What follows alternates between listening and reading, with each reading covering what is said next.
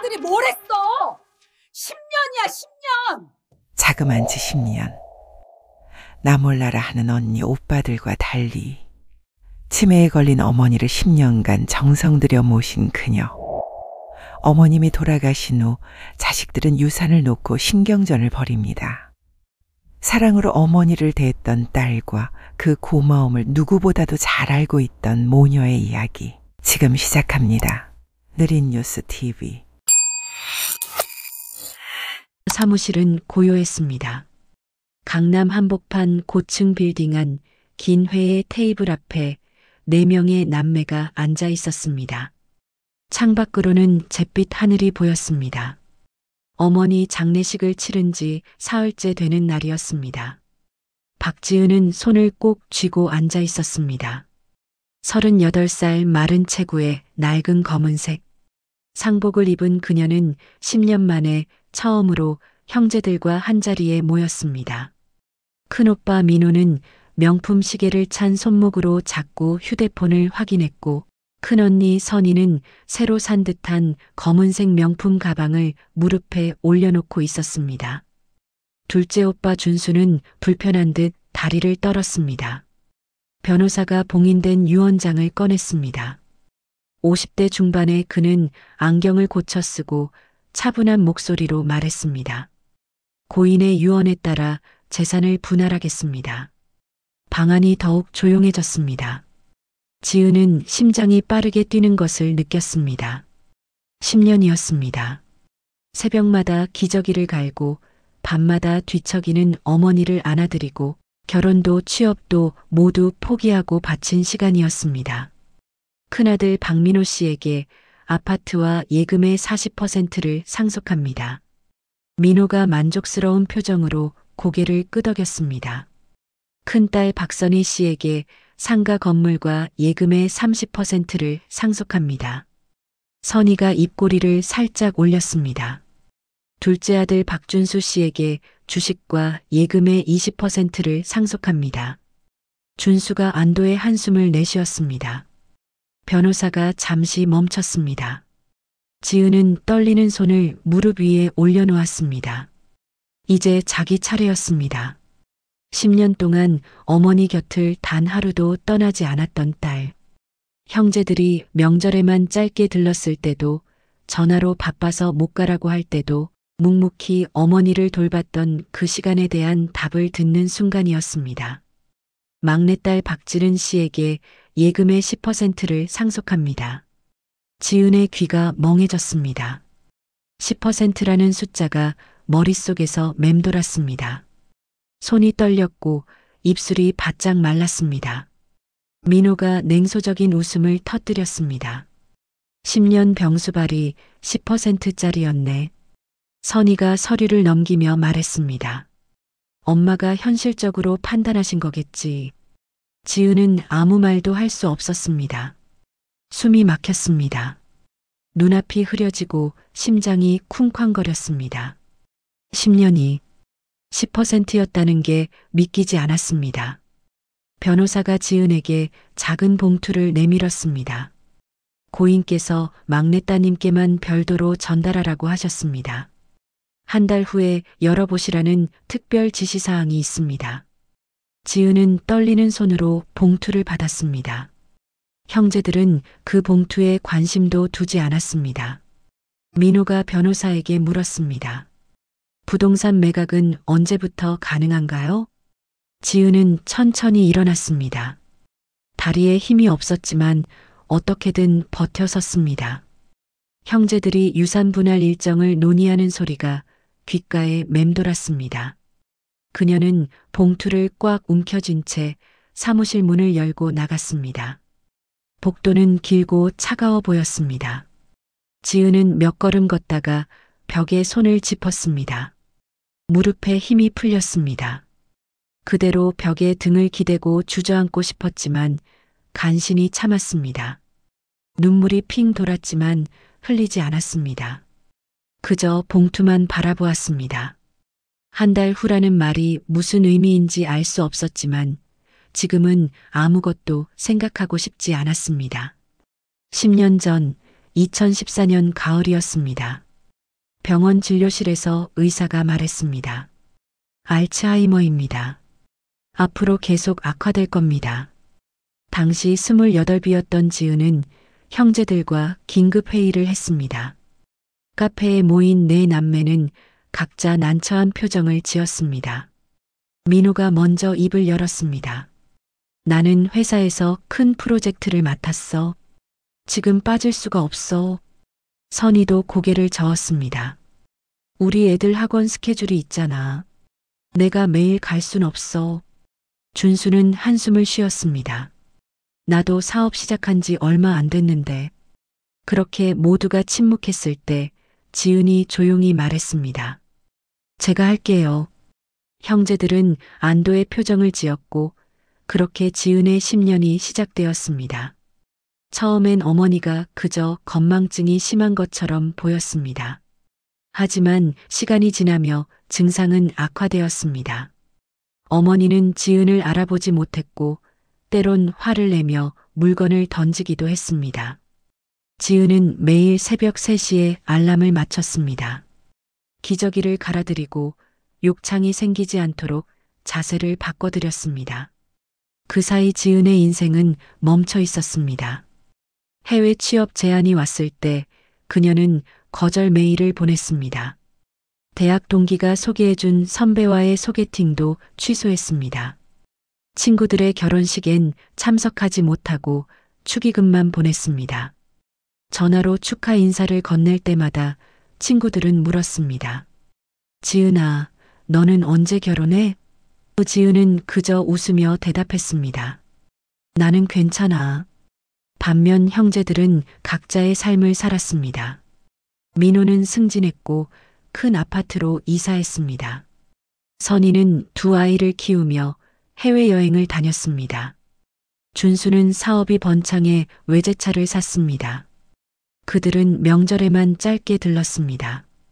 어머니 방문은 1년에 서너 번이 전부였습니다. 전화를 하면 늘 같은 대답이 돌아왔습니다. 미안해. 이번 주는 바빠서. 다음에 갈게. 너 있잖아. 고생 많다, 지은아. 지은은 괜찮다고 자기가 하겠다고 말했습니다. 그렇게 계절이 바뀌었고 어머니 머리는 점점 더 하얗게 새었습니다. 지은의 얼굴엔 주름이 생기기 시작했고 체중은 10kg이 빠졌습니다. 어느 날 밤 어머니 상태가 급격히 나빠져 응급실에 실려갔습니다. 지은은 형제들에게 문자를 보냈지만 아무도 오지 않았습니다. 민호는 내일 아침에 갈게라고 답했고 선희는 읽기만 했으며 준수는 답장조차 없었습니다. 지은은 밤새 병원 복도 의자에 앉아 있었습니다. 간호사가 담요를 건네주며 안타까운 눈빛을 보냈습니다. 2024년 가을, 어머니는 마지막 숨을 거두었습니다. 그 순간에도 지은만 어머니 손을 잡고 있었습니다. 형제들은 1시간 뒤에야 도착했습니다. 장례식장에서 지은은 3일 내내 빈소를 지켰습니다. 형제들은 교대로 잠깐씩 왔다 갔고 밤에는 호텔로 돌아갔습니다. 지은은 딱딱한 의자에 앉아 조문객들을 맞이했습니다. 눈이 퉁퉁 붓고 목이 쉬어도 그녀는 자리를 떠나지 않았습니다. 장례식 다음 날 저녁 강남의 한 고급 레스토랑 프라이빗 룸에 3사람이 모였습니다. 민호, 선희, 준수는 와인을 마시며 편안한 표정을 지었습니다. 그들의 배우자들도 함께였습니다. 민호가 말했습니다. 부동산 시세가 지금 괜찮다던데 빨리 정리하는 게 좋겠어. 선희가 고개를 끄덕였습니다. 나도 부동산 중개인한테 연락해봤어. 생각보다 가격이 잘 나온대. 준수의 아내가 웃으며 끼어들었습니다. 막내는 10%만 받았다며? 어머, 10년 병수발이 그 값이네. 3사람이 웃음을 터뜨렸습니다. 민호가 와인잔을 들며 말했습니다. 뭐, 어차피 할 일도 없었잖아. 당연한 일한 거지. 그 시각 지은은 좁은 원룸에 혼자 앉아 있었습니다. 20평도 안 되는 공간에 오래된 가구들이 놓여 있었습니다. 그녀는 어머니 유품 상자를 무릎에 올려놓고 하나씩 꺼냈습니다. 낡은 카디건, 오래된 손수건, 작은 브로치. 어머니 냄새가 났습니다. 지은은 카디건을 얼굴에 대고 눈을 감았습니다. 그때 휴대폰이 울렸습니다. 준수였습니다. 문자가 아니라 이미지 파일이었습니다. 지은은 무심코 열어봤다가 굳어졌습니다. 그것은 형제들만의 단체 채팅방 화면이었습니다. 자기는 포함되지 않은 방. 대화 내용이 보였습니다. 막내 빼고 우리끼리만 얘기하자. 어차피 감정적으로만 굴 텐데. 실질적인 사람들끼리 결정하는 게 빠르지. 지은의 손이 떨렸습니다. 휴대폰 화면이 흐려졌습니다. 눈물이 차올랐습니다. 그녀는 휴대폰을 바닥에 던졌습니다. 화면이 깨지는 소리가 작은 방 안에 울렸습니다. 지은은 무릎을 안고 몸을 웅크렸습니다. 10년 동안 참아왔던 것들이 한꺼번에 밀려왔습니다. 그녀는 소리 없이 울었습니다. 아무도 없는 방에서 깨진 휴대폰 앞에서 홀로 눈물을 흘렸습니다. 사흘째 밤 지은은 어머니 방에 갔습니다. 30년 된 아파트 2층 침실.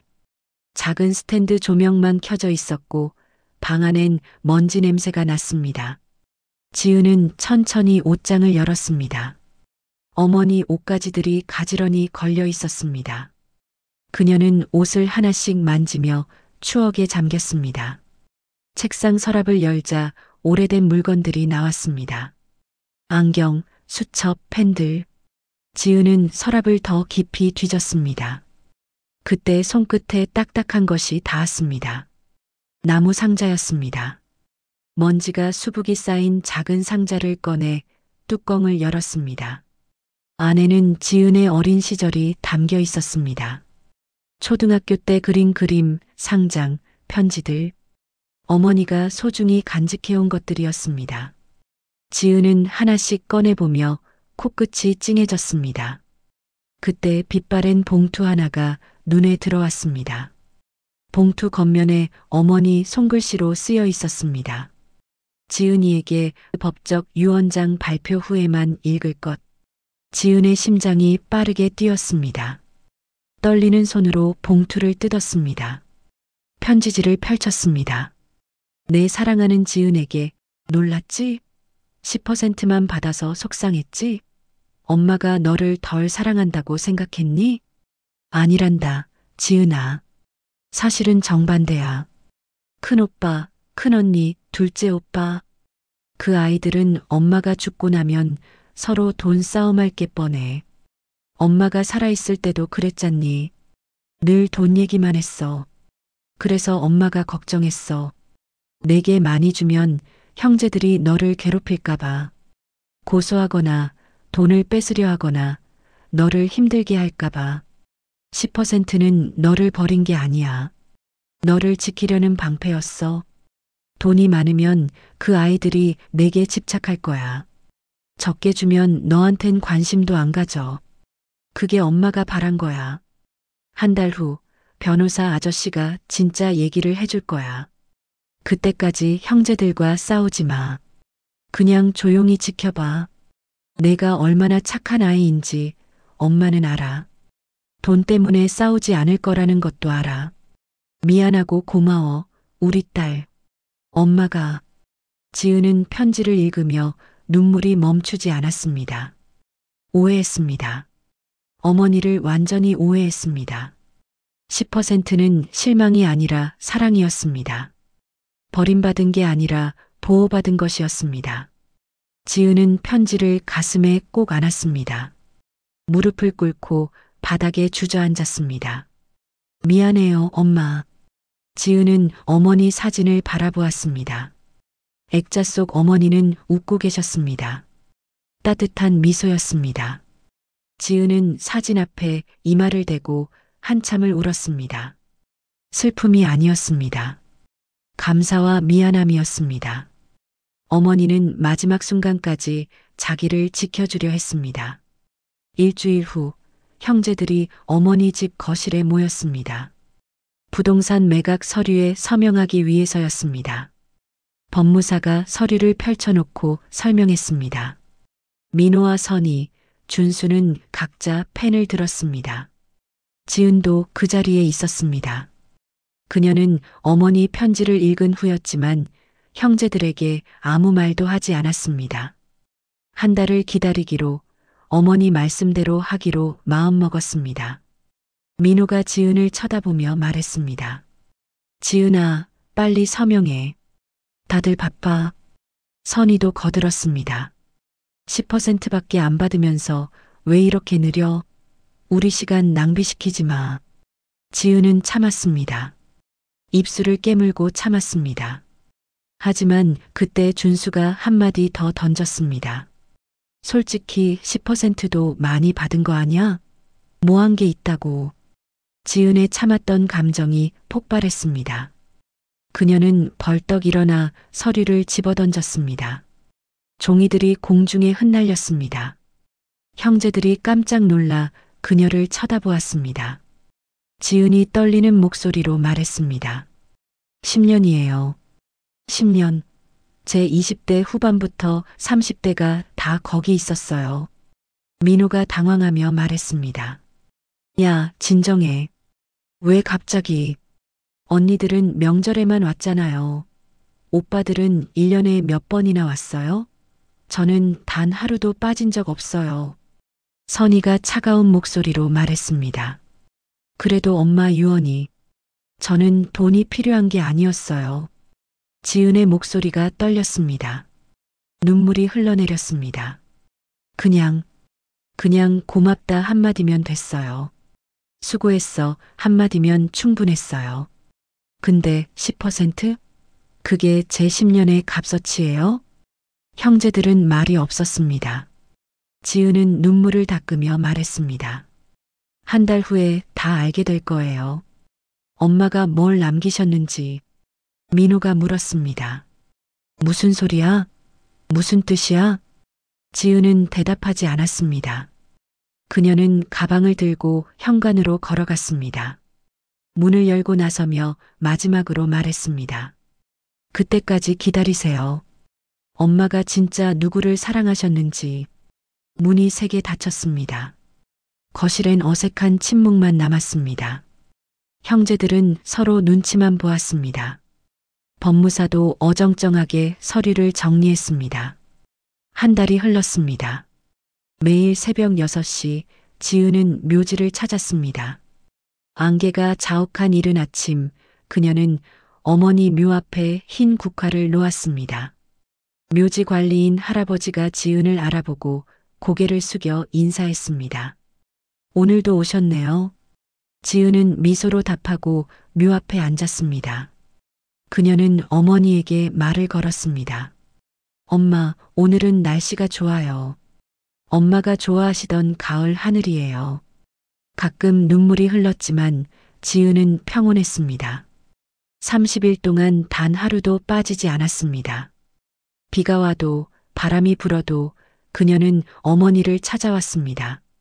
같은 시각 민호는 사무실에 있었습니다. 큰 책상 위에 상속 재산 목록이 펼쳐져 있었습니다. 그는 계산기를 두드리며 투자 계획을 세웠습니다. 비서가 들어와 서류를 건넸지만 민호는 묘지에 갈 생각을 하지 않았습니다. 선희는 백화점 명품관을 걸었습니다. 친구들과 함께 가방을 구경하고 커피를 마셨습니다. 상속받은 돈으로 뭘 살지 즐거운 고민에 빠졌습니다. 어머니 생각은 가끔, 아주 가끔만 났습니다. 준수는 골프장에 있었습니다. 사업 파트너들과 라운딩을 즐기며 웃었습니다. 햇살이 좋은 주말이었습니다. 그에게 묘지는 너무 멀고 우울한 곳이었습니다. 한 달 동안 세 사람은 어머니 묘를 단 한 번도 찾지 않았습니다. 지은은 형제들에게 몇 번 문자를 보냈습니다. 오빠, 언니 같이 성묘 가요. 엄마 묘에 꽃 좀 갖다 드려요. 하지만 답장은 없었습니다. 읽음 표시만 떴을 뿐입니다. 지은은 더 이상 문자를 보내지 않았습니다. 그저 혼자 매일 어머니를 찾아갔습니다. 29째 되는 날 지은은 꽃가게에서 국화를 샀습니다. 꽃가게 주인 할머니가 말했습니다. 따님 매일 오시네요. 효녀세요. 지은은 고개를 저었습니다. 제가 하고 싶어서 하는 거예요. 30째 되는 날 우편함에 두꺼운 봉투가 들어 있었습니다. 변호사 사무실에서 온 것이었습니다. 제 소집 통지라고 적혀 있었습니다. 지은은 묘지에서 그 편지를 열어봤습니다. 한 달 후 다시 사무실로 오라는 내용이었습니다. 지은은 어머니 묘를 바라보며 조용히 말했습니다. 이제 알게 되는 건가요, 엄마? 같은 시각 민호와 선희, 준수도 같은 통지를 받았습니다. 세 사람은 당황했습니다. 민호가 선희에게 전화했습니다. 무슨 일이야? 왜 다시 부르는 거야? 선희도 몰랐습니다. 나도 모르겠어. 막내가 뭐라고 했잖아. 한 달 후에 안다고. 세 사람은 불안해졌습니다. 한 달 후, 네 남매는 다시 변호사 사무실에 모였습니다. 같은 회의실, 같은 테이블이었지만 분위기는 완전히 달랐습니다. 이번엔 대형 모니터가 설치되어 있었습니다. 변호사가 입을 열었습니다. 고인의 특별 유언에 따라 한 달간 여러분을 관찰했습니다. 민호가 벌떡 일어났습니다. 관찰이요? 무슨 말씀이세요? 변호사는 침착하게 리모컨을 들어 모니터를 켰습니다. 화면에 날짜별 기록이 나타났습니다. 박민호 씨, 유언장 발표 3일 후 상속 재산으로 투자 상담을 받으셨습니다. 일주일 후엔 변호사를 고용해 재산 분할 소송 가능성을 타진하셨고요. 민호의 얼굴이 굳었습니다. 박선혜 씨, 장례식 이틀 후 부동산 중개인에게 연락하셨습니다. 어머님 집 매각 시세를 문의하셨죠. 선희가 입술을 깨물었습니다. 박준수 씨, 한 달 동안 어머님 묘소를 단 한 번도 방문하지 않으셨습니다. 준수가 고개를 떨구었습니다. 변호사가 화면을 전환했습니다. 이번엔 지은의 기록이 나타났습니다. CCTV 사진들이 날짜와 함께 표시되었습니다. 박지은 씨, 30일 동안 매일 새벽 6시에 묘소를 방문하셨습니다. 단 하루도 빠지지 않으셨어요. 어머님이 좋아하시던 흰 국화를 가져가셨고 묘 앞에서 혼자 이야기를 나누셨습니다. 화면에는 지은이 묘 앞에 앉아 있는 모습, 눈물을 닦는 모습, 꽃을 정성껏 놓는 모습이 담겨 있었습니다. 또한 형제분들께 화해의 문자를 3차례 보내셨습니다. 하지만 답장을 받지 못하셨죠. 지은은 놀란 표정으로 화면을 바라보았습니다. 어머니가 이런 것까지 준비해 두셨다는 게 믿기지 않았습니다. 변호사가 책상 서랍에서 봉인된 큰 봉투를 꺼냈습니다. 이제 고인의 진짜 유언장을 공개하겠습니다. 봉투를 뜯는 소리가 조용한 회의실에 울렸습니다. 변호사는 천천히 유언장을 펼쳤습니다. 고인께서는 조건부 상속을 원하셨습니다.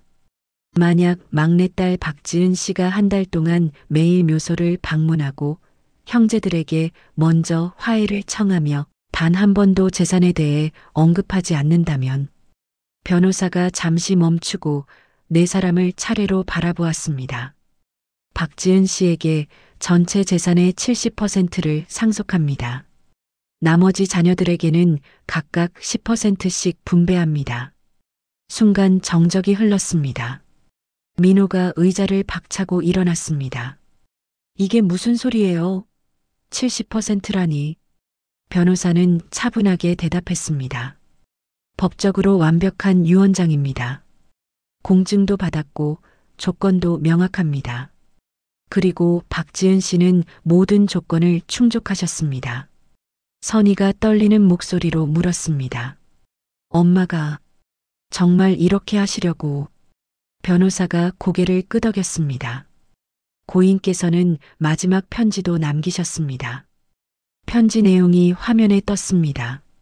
사랑하는 자식들에게 이건 시험이었습니다. 내가 죽고 나서도 누가 엄마를 진짜 그리워하는지, 누가 돈만 보는지 확인하고 싶었어요. 지은아, 넌 합격이야.